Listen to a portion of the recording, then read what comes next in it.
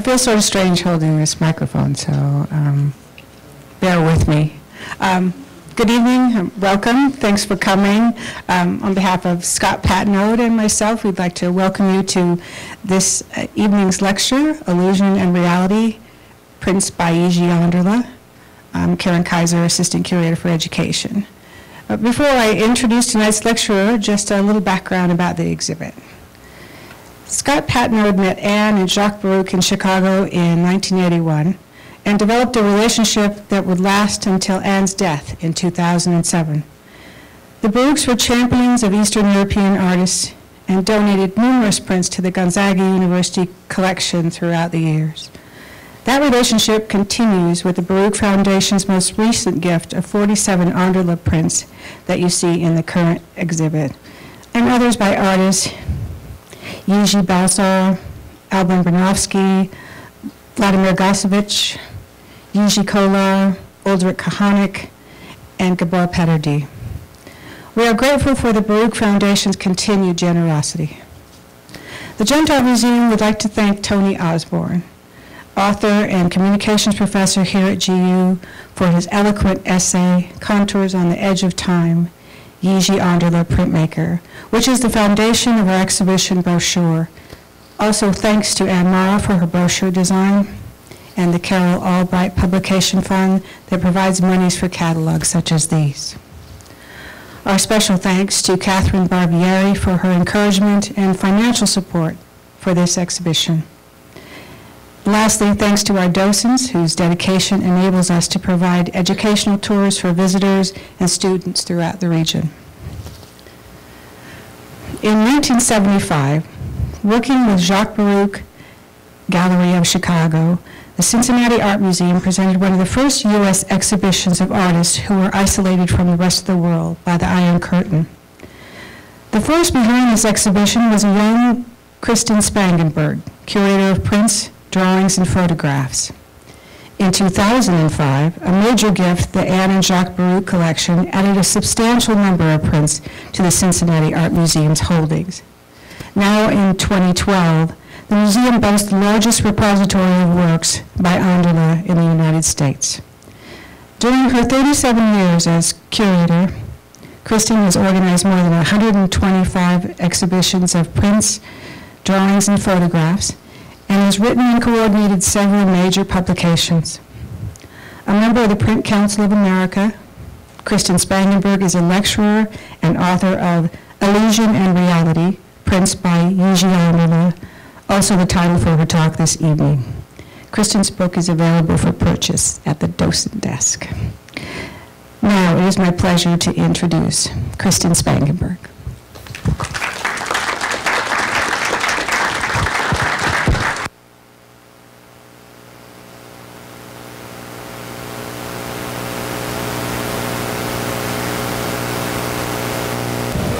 I just want to test the sound.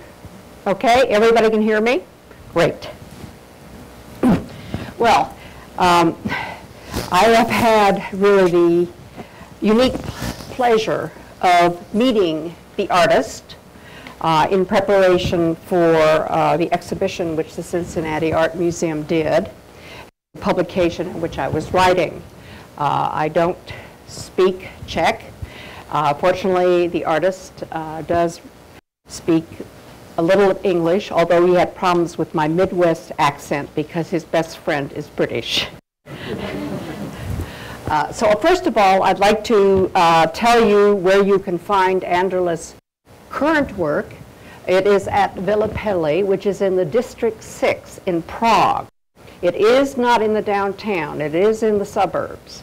And it is actually a building owned by the District 6, and it has been dedicated to Anderle's work. I was interviewing him on the second floor while the wedding march was occurring on the first floor because it is also used for public events. So then just to give you a quick tour through the museum as it is, was it several years ago? He has basically donated his prints.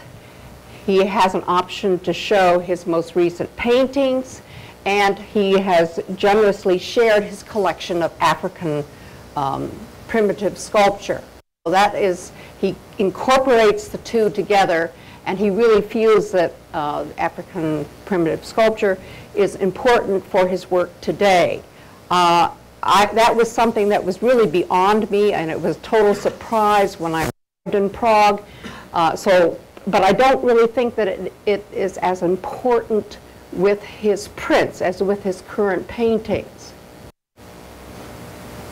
The whole installation is of his design, and you can see the scale of his painting on the back wall by the height of the figure standing immediately in front. And this is one of his current works, along with the sculpture. And then it's a three-floor building.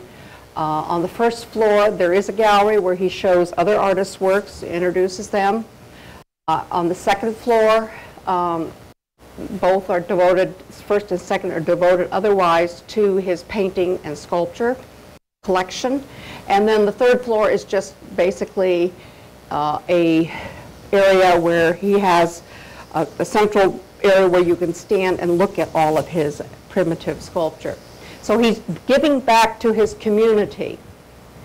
This is a painting which he did at the time of a major international conference in Prague in 2000.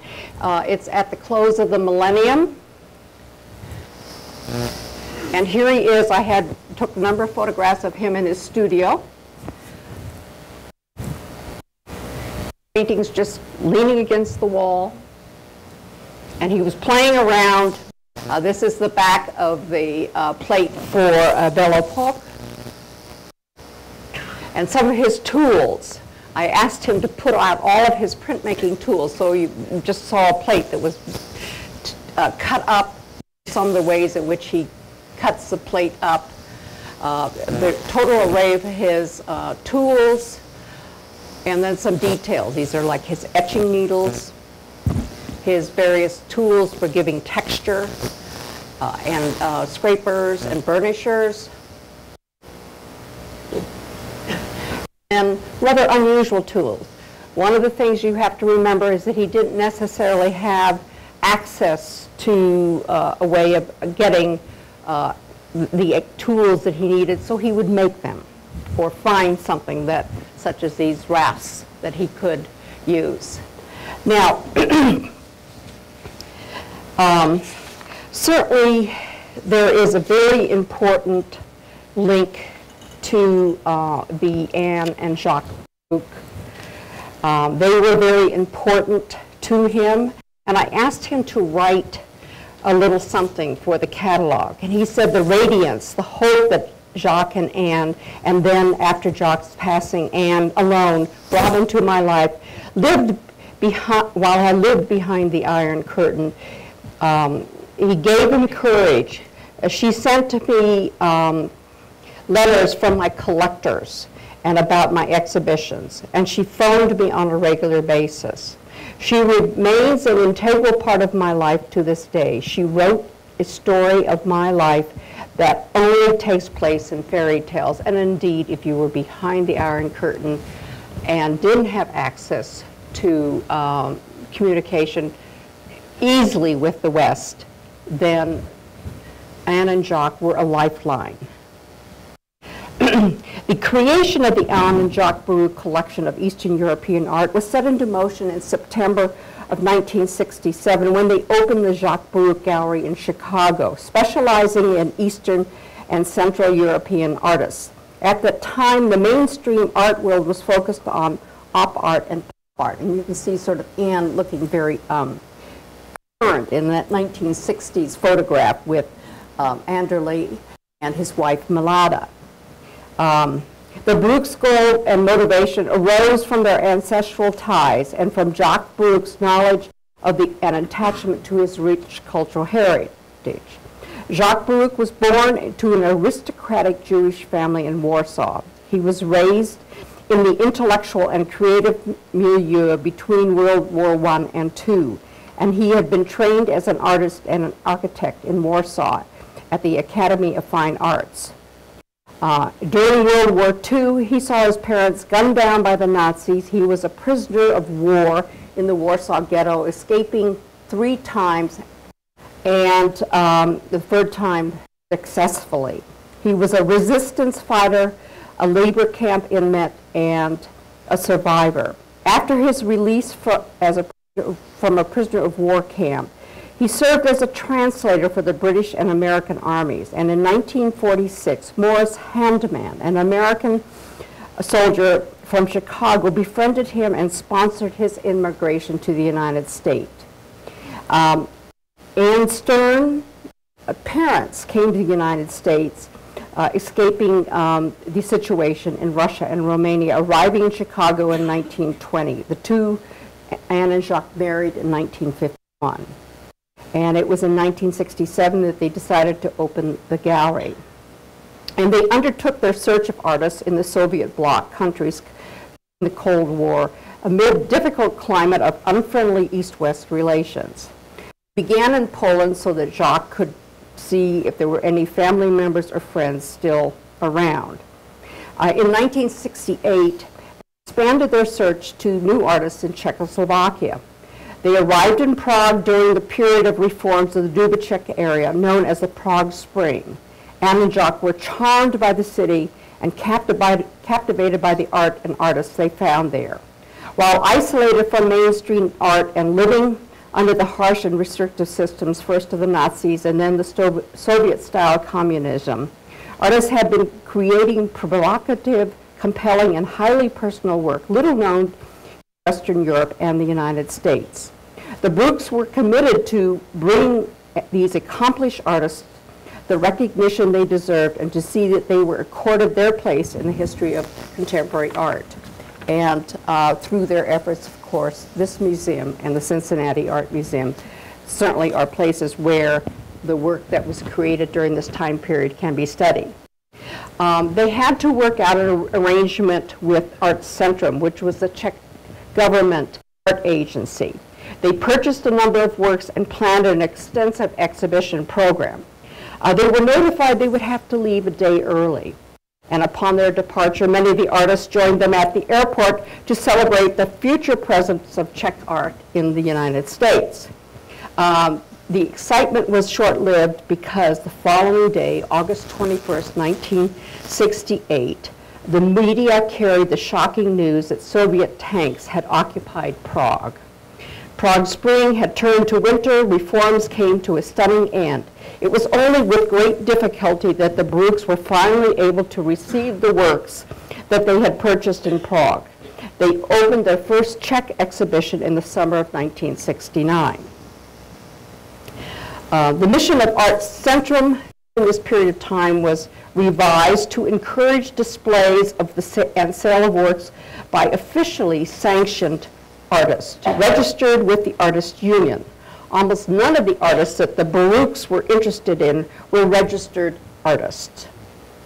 To continue to support the artists, they focused their attention on works on paper, which was less complicated to hand carry to Chicago.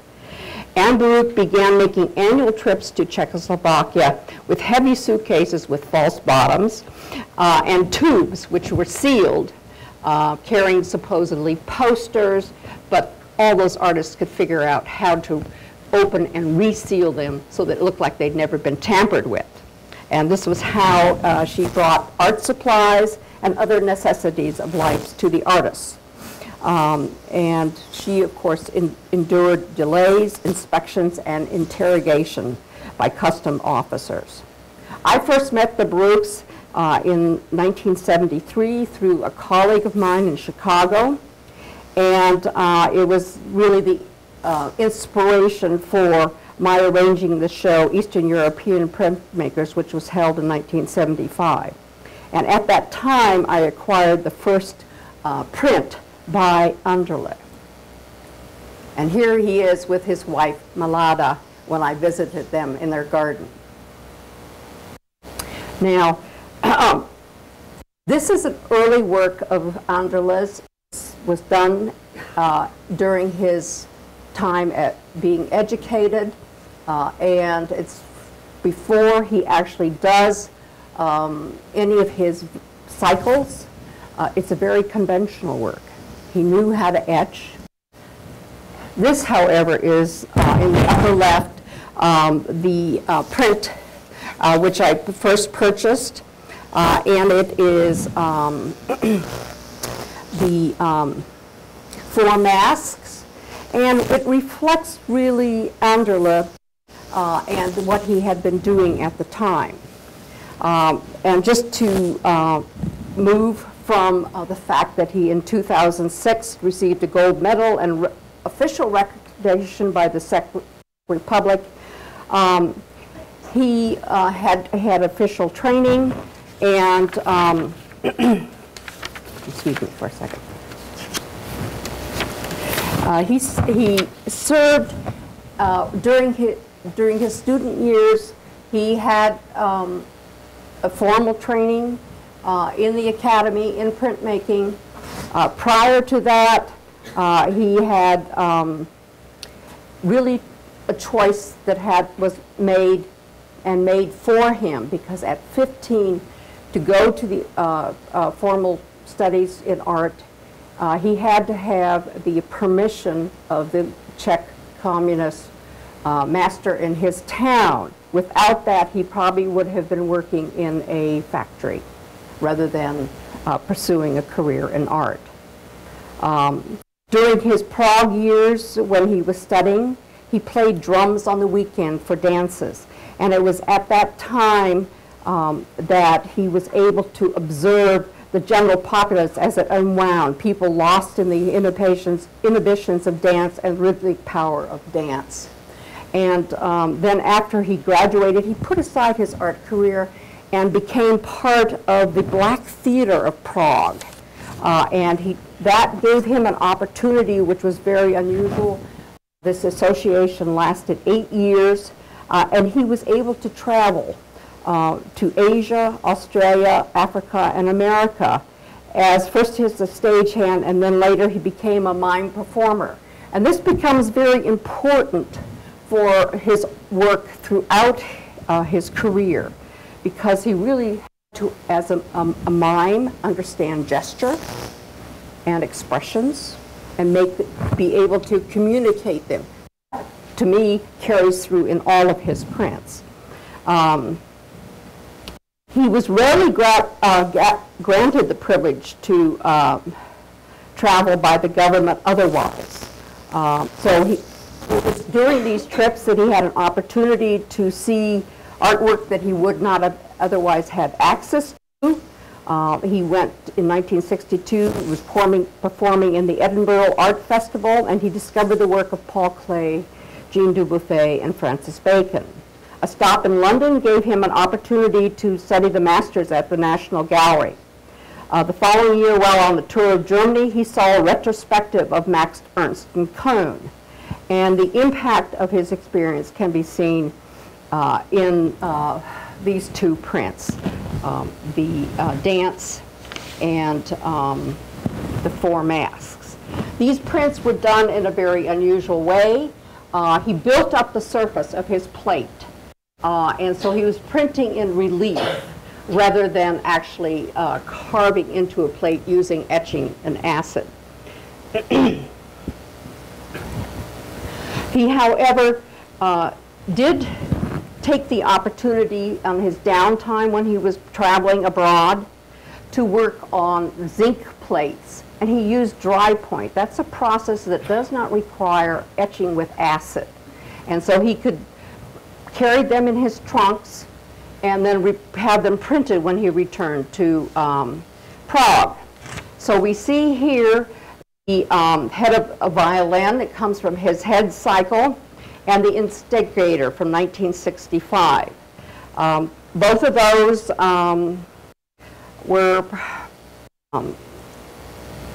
inspired by his encounter with Aboriginal art in Australia, and he also performed in a festival in Venice in connection with the biennial in Venice. And one of his other travels, he discovered the work Art Informal of the German artist Vols. And so all of those factors sort of come in together in his work at this point in time.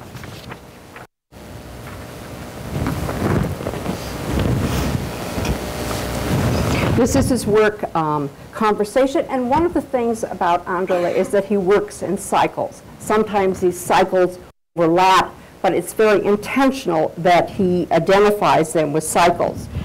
This comes from his Skinless cycle, the series of 13 plates.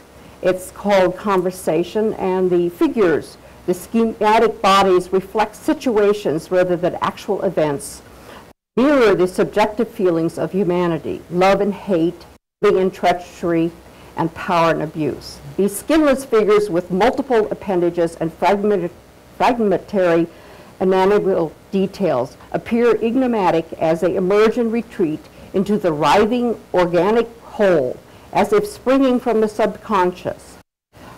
In this particular series, he began to explore the color, doing it a la Poupée, which means that instead of printing each color on a separate plate, he would actually apply the different colors all to one plate. It's a very subtle way of working. It's also, as he began to use an outside printer, more economical, because every time you put the plate through the press, you would have to pay for printing. Now, you may recognize the piece on the right. It's Albrecht Dürer's Nemesis, or The Great Fortune, from 1501. Anderle was invited to contribute a print to the 500th anniversary of celebrating the birth of Dürer. And he contributed this particular print of a variation on Dürer's The Great Fortune. It pays tribute to the draftsmanship of this German master engraver. He interprets the goddess as a vengeful figure with powerful muscular body and an aggressive stance, rather than seeking the classical proportions of Dürer, which Dürer had studied at that time of his engraving. The bridle symbolizes the restraining of those who do evil, and the goblet suggests the dangers of drink and the incitement of lust. This is one of the few instances where Anderle actually portrays a background landscape.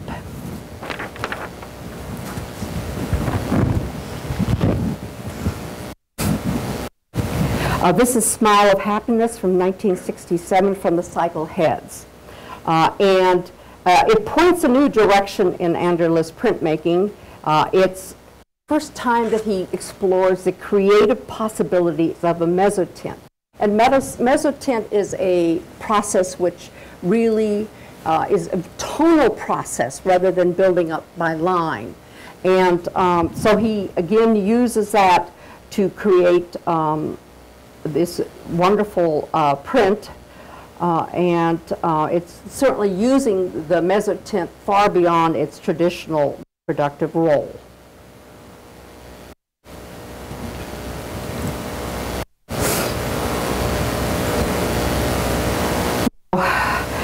On the left, you see his print Dawn. And this is the first print from his comedy series. And at this point in time, one of the things about dry point is you really can't get that many impressions from a dry point plate unless you still face them. And at this point in time, he started working with the Dremel workshop. He was working with Milan on the left. His son is a third generation, Anderle in the center, and on the right is Pavel. This was a second generation workshop. They did printing for a number of artists, and if you look at that space, there's barely enough room to turn around.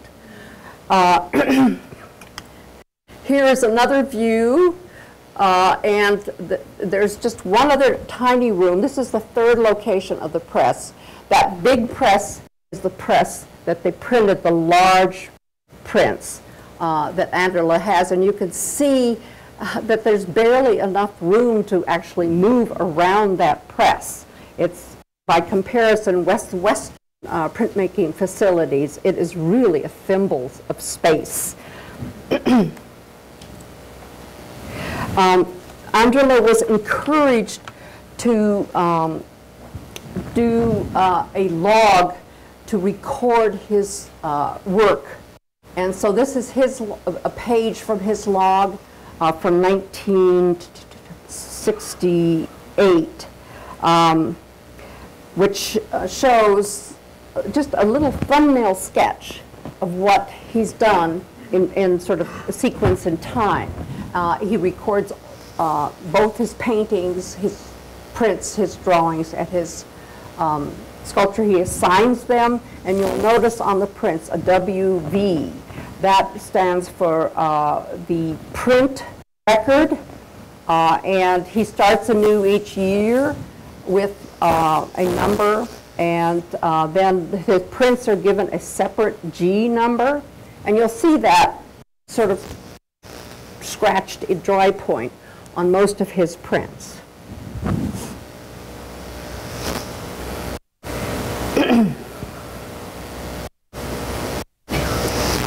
Now, shortly after that August 21, 1968 date, when the Prague Spring abruptly ended and the Soviet troops came into Prague, the Black Theatre traveled to Dublin. And this is the city of course, James Joyce. And you'll note at the top that Andrle has used the inscription in Latin from over Dante, using Dante's inscription, and there is no hope. It was over the gates of hell in Dante's Inferno, and he uses that in his prints. And it was really at this point in time that his cycles begin to focus on the conditions of man and the meaning of human existence.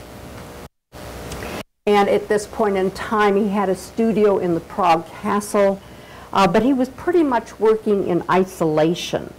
There was no opportunities to exhibit, and he wasn't an official artist with the government. He never became a communist, which was required to be an official artist. And so it is at this point in time, that association with the Baruchs was very, very important for him because it gave him really confidence and courage to work forward. He also just spent a lot of time working on his prints and was able to really focus without all the other distractions of planning a show and framing up works and worrying about marketing his prints. This is a new cycle for Andrle. It's the comedy cycle, and that was from 1969 to 1973. He pays homage to Watteau in this print called Homage to Watteau. I looked to see if there was actually a painting by Watteau that he might have looked at, but it is indeed a synthesis of several of the artist's paintings. And below you see his first really use of perspective space to create sort of an in-depth thing. So it's a two-tiered composition. The recognizable human forms are juxtaposed with organic entities in this two-tiered space. These two works are, I Think, Therefore I Am, and on the right, Self-Image. Again, they come from a new cycle called Perspectives, and it is really a chance to look at, on the left, the brain cells exposed to view, that they sort of explode with a myriad of emotions, and the artist's own self-portrait and the dynamics of creativity on the right. It flows freely beyond the body. And so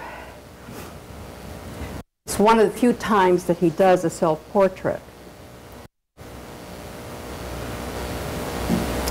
It was at this time in 1969 that when he completed the comedy cycle that he resigned from the Black Theater Troupe and accepted a position to teach illustration and printmaking at the Prague School of Fine Arts.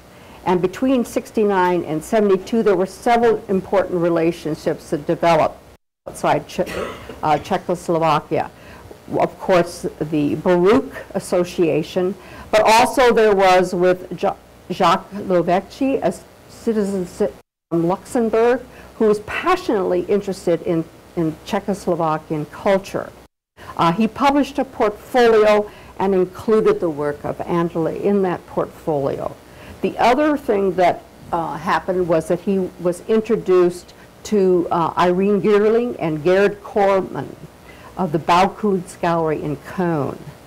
He worked out an arrangement with Art Centrum, and so Anderle was able to go to the gallery in Cologne twice a year. He'd have to request the days that he was going to be gone 3 months in advance, and if he was sick on a particular day, he'd have to go through the whole process again. So he was able to consult, he was able to go and rub shoulders with the rich and famous and then return to the situation in Prague. He would drive his car, he would go through no man's land, at times he was strip searched, and it was really a period of time that he was not very comfortable in talking to me about. I mean, it's in the past, he doesn't want to think about it. So it took me a while to sort of, learn, one, what his feelings were about this whole period in his life, but also, just to get him to talk about it. Because this no man's land was patrolled by soldiers with dogs and automatic weapons. He would go drive his car, he would fill up the car with paper, with Western music, CDs, or records, and a return. He oftentimes would like to have taken his wife, but since his sister lived in Germany, it was rare that she was able to accompany him, and I think it's probably because they just didn't want him to seek life beyond the boundary of Czechoslovakia. Art Centrum, the arrangement was that they would get a number of impressions from an edition which would be Roman numeraled, and then there would be an edition which would be Arabic numeraled. For these prints, of course, the Centrum took their percentage from selling their impressions.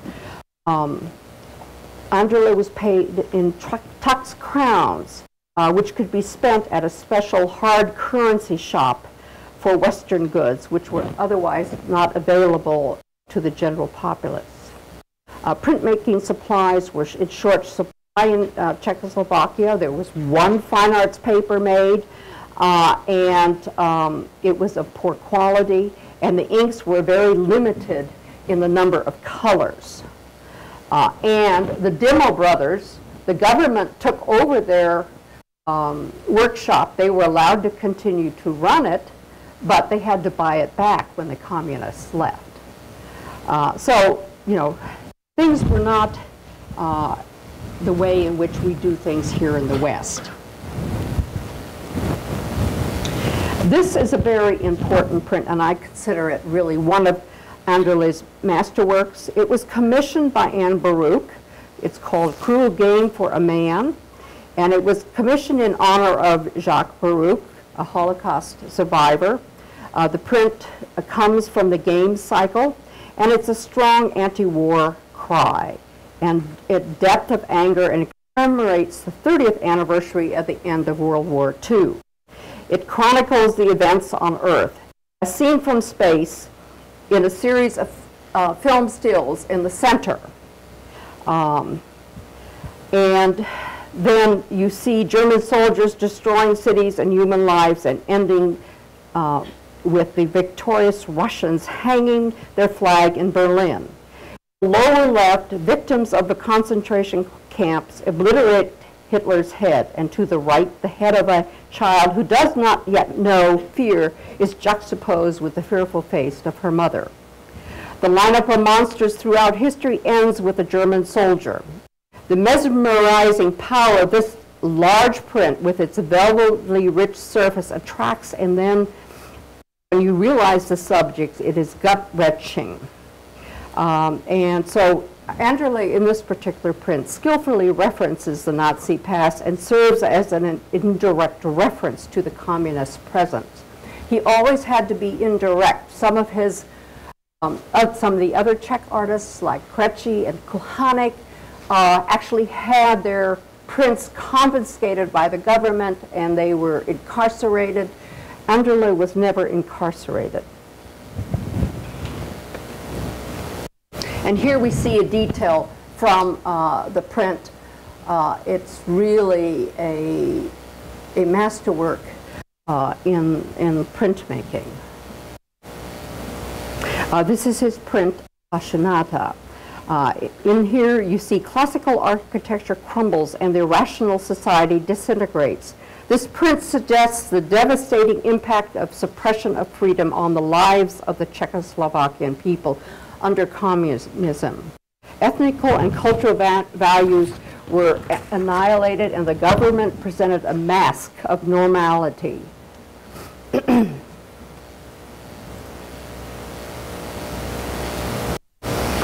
Now, you know, it's unfair to say that I have favorite prints, but I must say this is one of my favorites. From the cycle Portraits in the Passage of Time, which ran from 1978 to 79.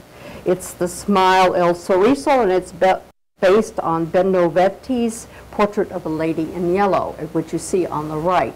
But here is where his whole experience with the Black Theater comes about. And this is the first print where he begins to explore a range of expressions and emotions in his prints.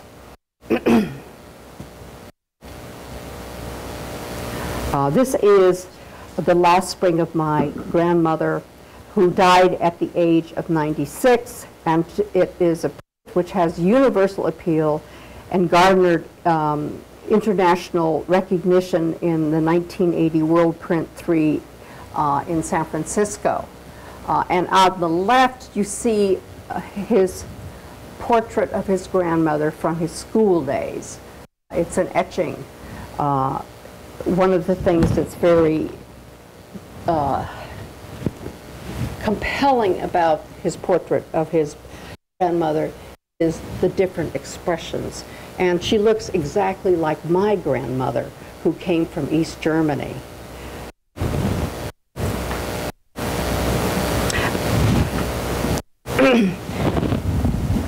During his days in school in Prague, Anderle met Alada, and they married. She was an actress, a performer in the Black Theater, as was Anderle.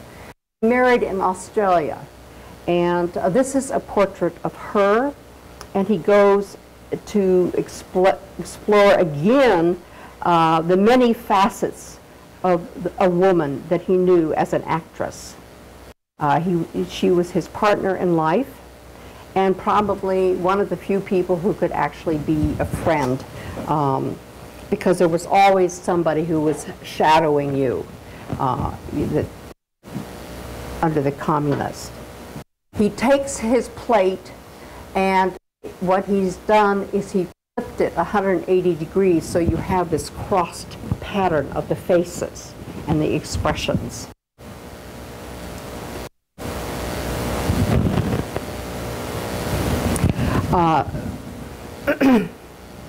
Besides the women in Anderle's life, he also celebrates a few of his contemporaries of the Czech intelligentsia.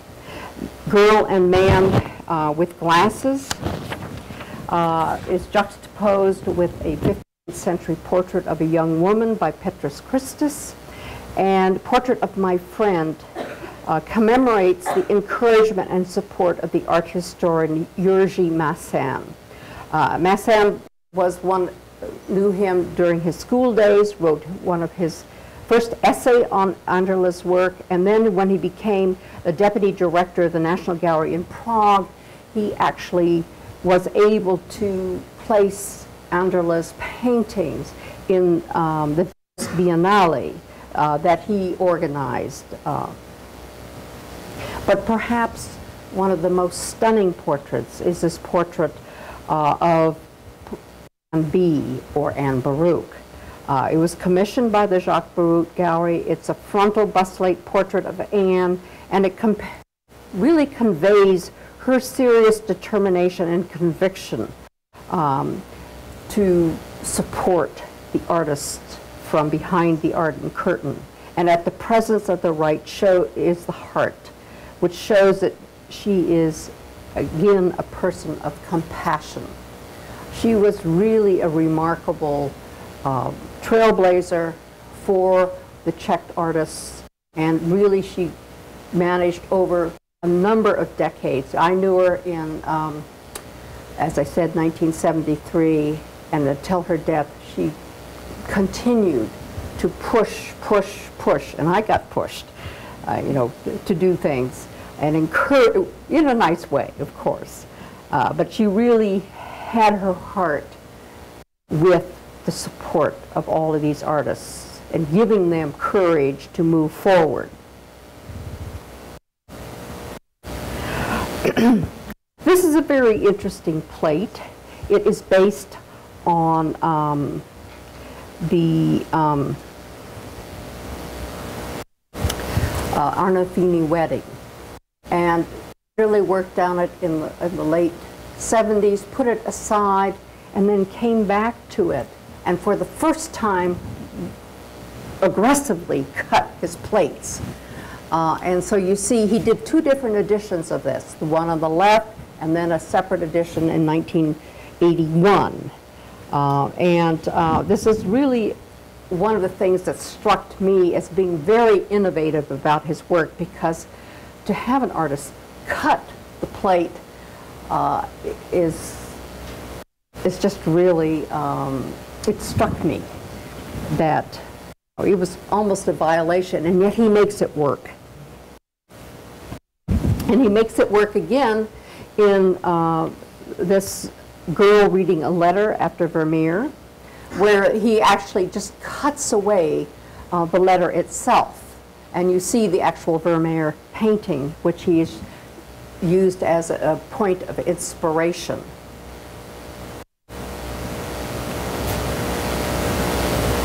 Now, simultaneously with his series Portraits in the Passage of Time, he does this cycle of rooms. The open door with Milava on the left, and the closed door with the Jiří on the right.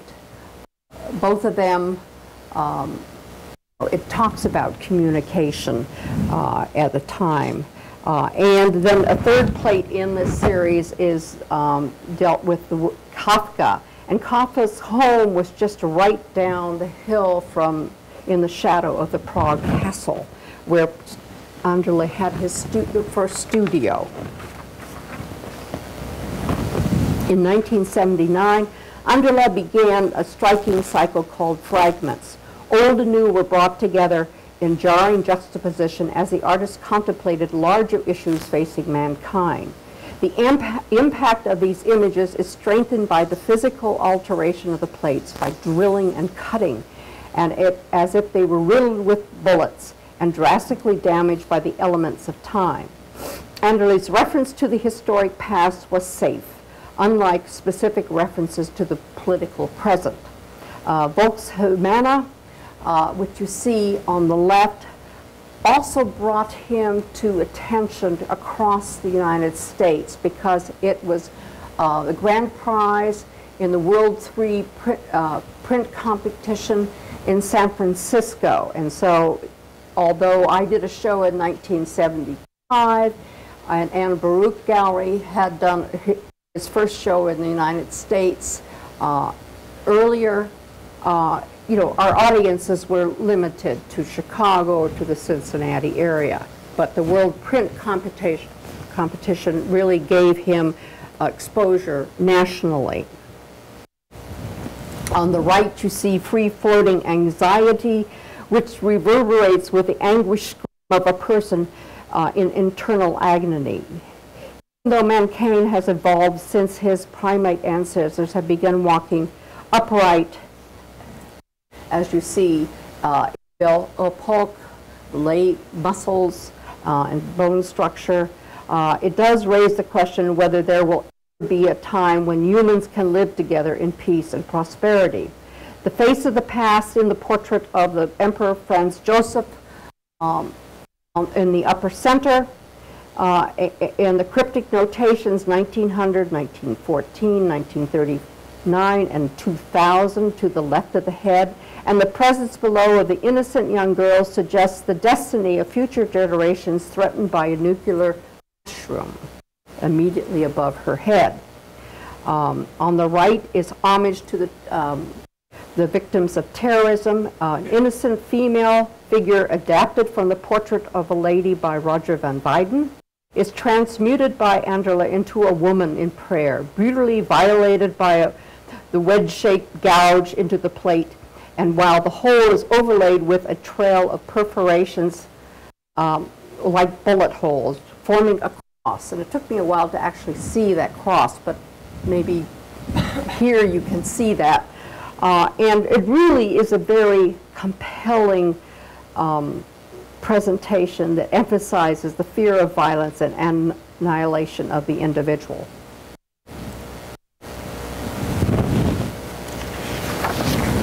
Now this is the series which shows shoulders.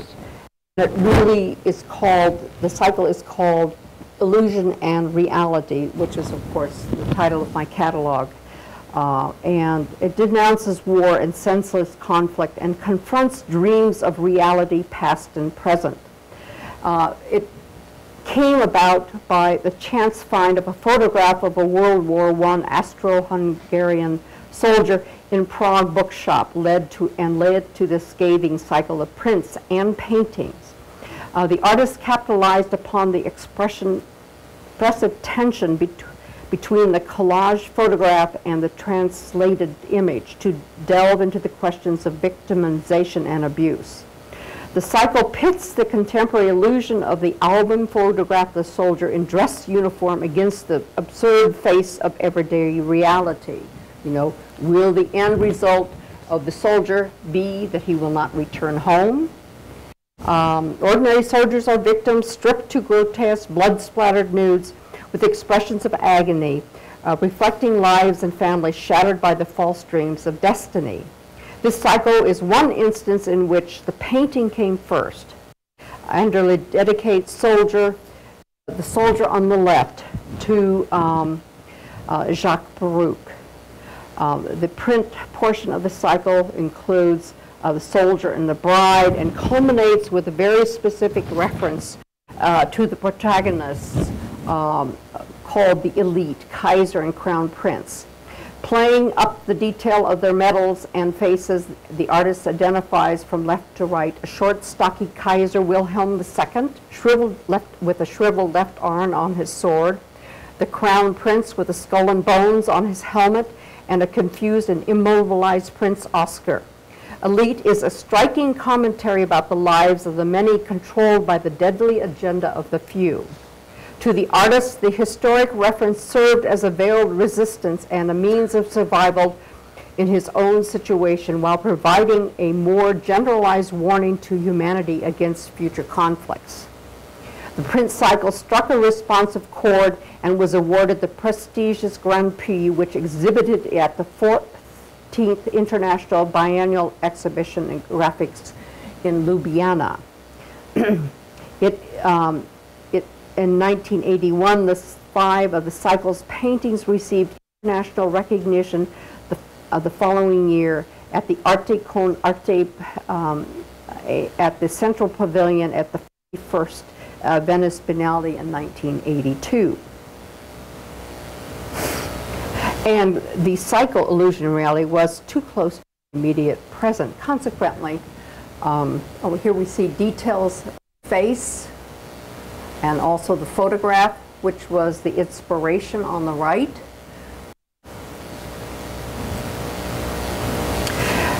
As I say, this cycle was too close to reality.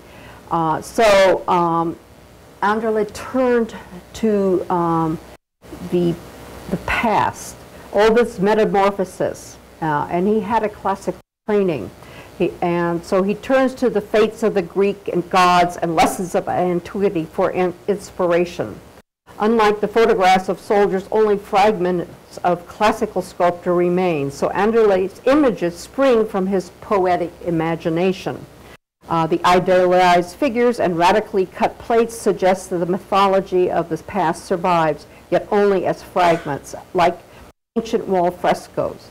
Obliquely, the fates of the Greek heroes are transmuted to suggest the transitory nature of those who hold and abuse power.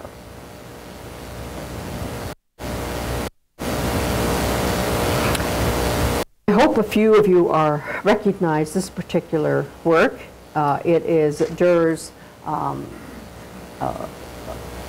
Four Riders of the Apocalypse. And again, Anderle takes that and transmutes it to, again, even a more fearful presentation of the subject.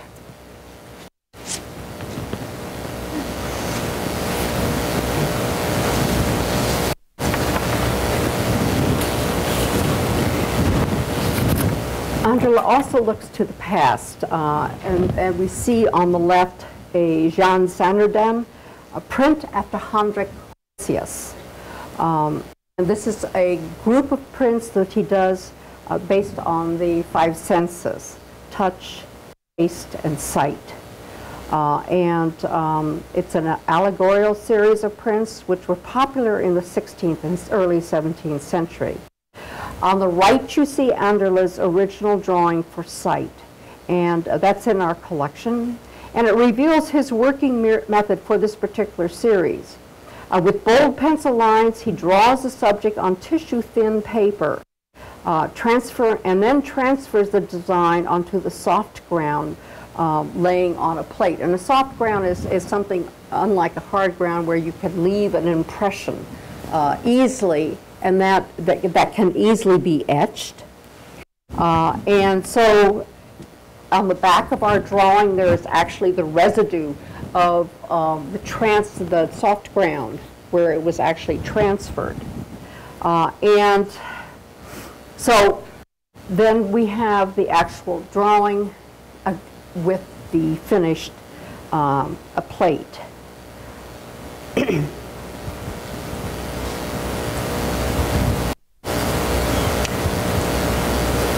Now, at this point in time,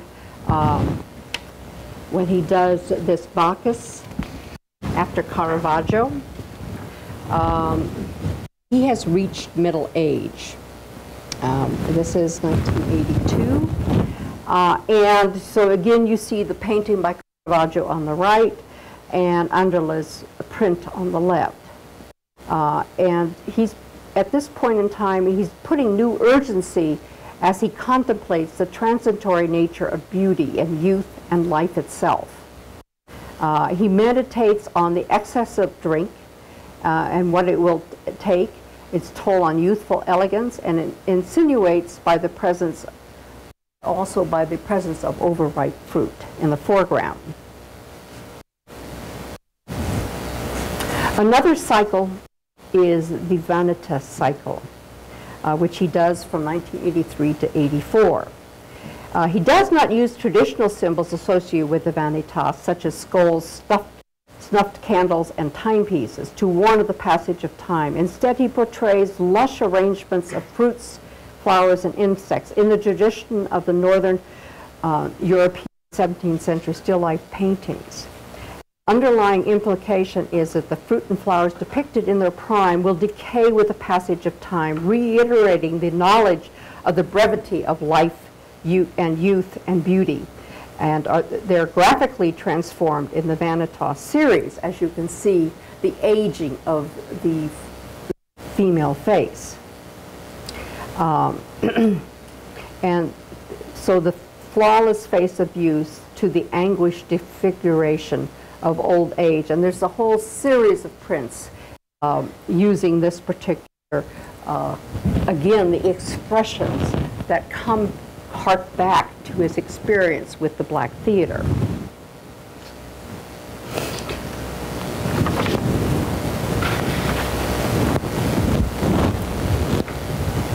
Now, trained in classical literature, he was particularly taken with the Roman poet and satirist Horace, who considered himself to the Greek poets and helped shape Enderle humanism. The cycle of prints and paintings, Horace, beware of asking what tomorrow may bring, alludes to the first book of the Odes by Horace and to classical literature overall. Enderle uses this cycle to address the larger question of man's survival in the post-nuclear age. Beware of asking what tomorrow may bring brings together a kaleidoscope of seemingly incongruous images. Yet, on the upper left here, this tree is a solitary pear tree in an abandoned garden on the outskirts of his home village. As an adult, he ruminates on what the tree would say. It could tell the story of the past of 3 generations of Enderle's family, grandmother, mother, and Enderle himself. The print carries the inscription, "Pictures from Autumn," in the lower center. The image speaks to passing generations and asks the question of what time will bring to future generations and, in broader terms, to the country itself. Will innocence be gobbled up by the fantastic creature? The question is answered in later prints of the cycle. Bestias Transform brings the terror of the unknown future to the fore. A menacing beast devours humans without remorse, much as a communist government has stripped freedom and individuality from its citizens, as you see on the right. In 1984, he continues his translation of classical literature to contemporary messages. He takes the phrase "carpe diem," seize the day, from Horace Odes 1, and adds the clever supplement "carpe noctem," seize the night, and thereby adding the more provocative activities of night to the overall theme. The carpe diem, carpe noctem. The man tempts the woman to share the present, and reiterated by the woman reaching for the fruit and the intimate interaction of couples in the background. The presence of death reinforces the taking of pleasure of the moment in the shadow of inevitable mortality. This is again one of my favorite prints. And he also looks at the old masters. This Rembrandt and Saskia was done in honor of the 50th anniversary of Albin Brunowski, a Slovakian artist, a contemporary of Enderle's. And it's a parable on the prodigal son. It's the springboard for a broader theme. Rembrandt's self-portraits throughout his career are used in chronicling his life from youth to old age. Enderle quotes various self-portraits in a progressive aging of the man across the image and the implied ambition to enjoy life without useful wastefully. And it was at the close of this cycle in 1984 that the Baukunst Gallery in Köln no longer produced the catalog on Enderle's print, and it was taken up by Edition Grotz in Stuttgart. And they arranged for the European exhibitions and continually publishing of print descriptions of artists' editions.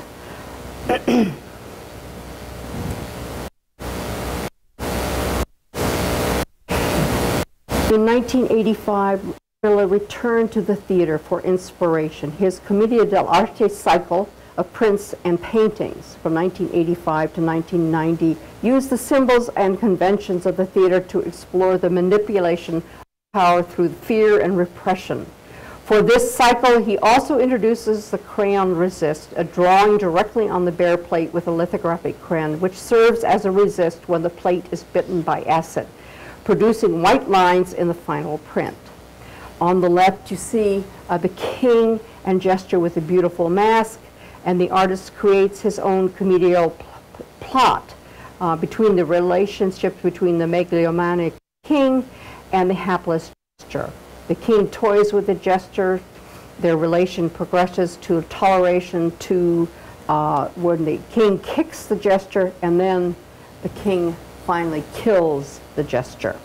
This cycle serves as a metaphor, as a prophecy for the unraveling of the power of the communist regime nears implosion. The fall of the Berlin Wall on November 10, 1989, was shortly followed by the fall of the Communist Party in Czechoslovakia. On November 17, 1989, an officially approved demonstration commemorating the Nazi destruction of Czech universities sparked protests and demonstrations that led to the rapid toppling of the communists, the Velvet Revolution. With the advent of democracy in Czechoslovakia following the long period of oppression, Anderle abandoned the themes of warning and as he had portrayed throughout his numerous cycles. In his subsequent cycle, Appassionata Humana from 1990 to 91, Anderle brings to life fantastic beings that embody the virtues and evils of mankind while questioning the burdens and fate of the individual, society, and mankind in the 21st century. The festival eater and banquet we see here demonstrates the basest sin of gluttony. The cycle amplifies the earlier cycle, Carpe Diem, Carpe Noctem, and further it exaggerates the theme of excesses of vile, beastly figures. In the 1990s, under the new democratic freedoms enjoyed since the Velvet Revolution, Anderle has turned from strenuous activity of printmaking to focus on his career as a painter, something that he longed for as a youth. He has really been given recognition. He is now a celebrity. In 1995, the National Gallery in Prague gave him a major retrospective of his prints and drawings, and the following year he received a major retrospective of his paintings in the Imperial Stables of Prague, where he had his first studio. He's now free to travel abroad. Unfortunately, his health does not prevents him from doing that. I did have the opportunity to meet him first in Chicago in 1997, and then of course had the opportunity to visit him and see his studio when I prepared for my catalog. In 2003, as I began this presentation, the Villa Peli in District 6 in Prague was opened, and of course in 2006 he was given recognition by the Czech government for his contribution to Czech culture. And